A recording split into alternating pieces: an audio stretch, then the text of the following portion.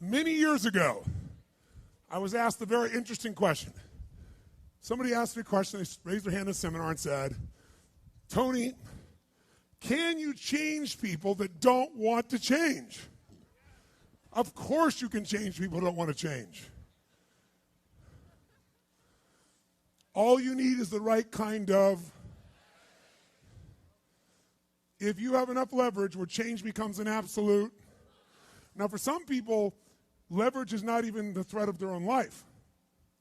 Some people would rather die than have you tell them what to do.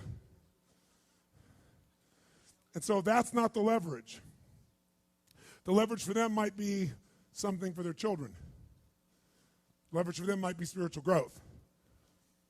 All of us have a leverage point. If you find the leverage, not the leverage you make someone do it, the leverage that will make them make themselves do it. We all have some place that will get us to follow through.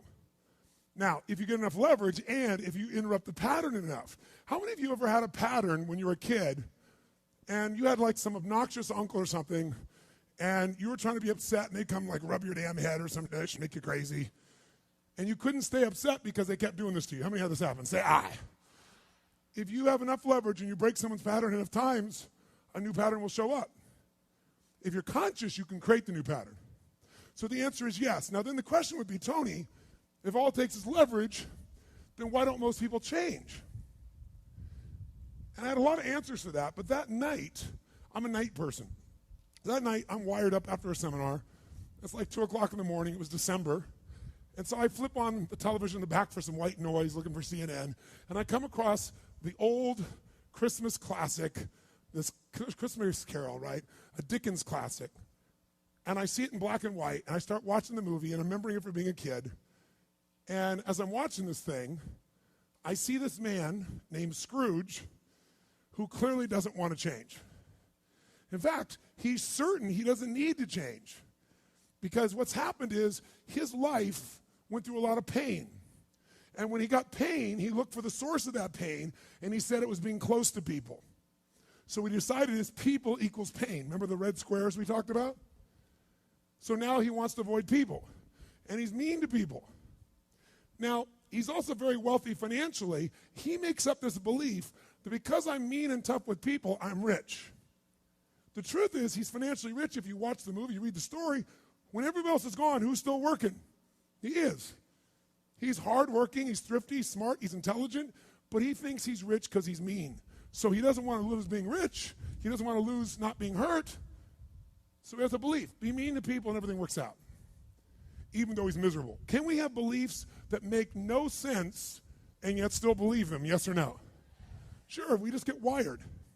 So I'm watching this guy. Now, the only way people change is if they associate either enough what? Pain, so they have to change, or they associate changing will equal enough what? And ideally, if you get both, you'll change. If you get, every moment I do this, the pain's getting more and more intense, there's a point where you must change. And if I change, I get all this pleasure, you're going to want to change. How many follow? But what equals pain and what equals pleasure is what you associate in your nervous system. So what happens is, the only way you create change is changing what you link pain and what you link pleasure to in your nervous system, not just in your head, in your gut. That's what controls you. Lots of times in your head, you know what you should do, but your gut takes over. Your fear or your greed or your desire or your comfort or whatever. Who knows what I'm talking about here? Say aye. But watch this.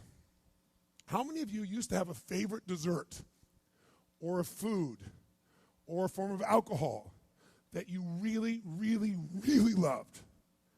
And then one night you had an experience like never before, where something happened, where this food or this drink or this alcohol that you love so much, it went down, but it kept coming back up at a level of intensity and with enough aroma and pain and association that to this day, it takes no willpower just to think of that alcohol or think of the smell of that food or look at it makes you appalled, makes you repelled.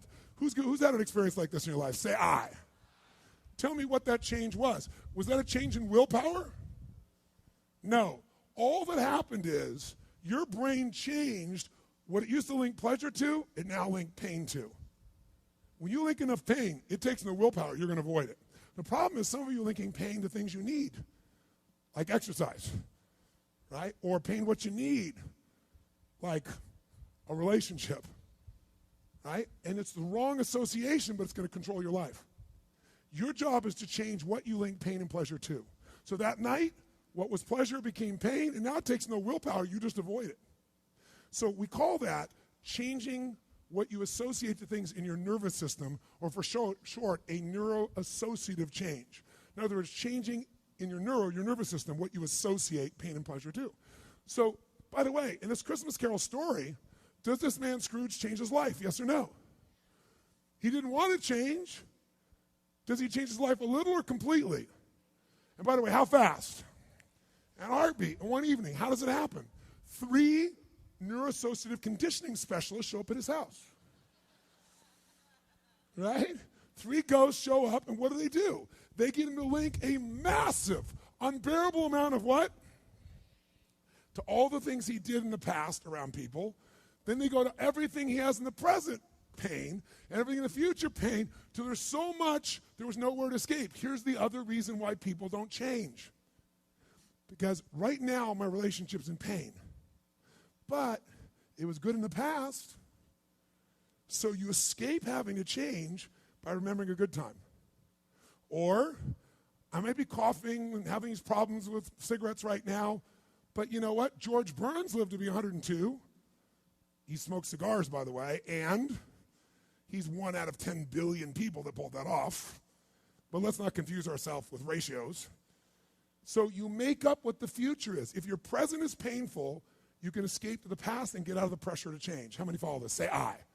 Or you can escape to a future because no one knows what it is for sure and you can make it up. But if your brain links, it's been painful in the what? Past, and it's even worse it'll change like that. Who here has ever stayed in a relationship that you knew was not right for you? It wasn't right for you, it wasn't right for them. Who has ever stayed in a relationship way too long? Who's done this before? Raise your hand. Say I. It wasn't good for you, it wasn't good for them, yet you stayed. Why? Why? Because even though it's painful in the present, what'd you do? You said, it'll get better over there in the future. Who finally changed? Who here finally changed that? Say I. How'd you do it? Your brain went, it's painful now, it was painful in the past, it's going to be worse in the future, that's it. That's what I call a Dickens pattern. When you lock in pain in all those places, there's no place to escape, so you change. It's like if you put a wall here, and a wall here, and we close them in on you, amazingly, you'll move forward. That's what we're talking about. Giving yourself leverage on yourself that way, not having someone else do it to you, you do it to yourself. That's when you got the power again. How many get it? Say I.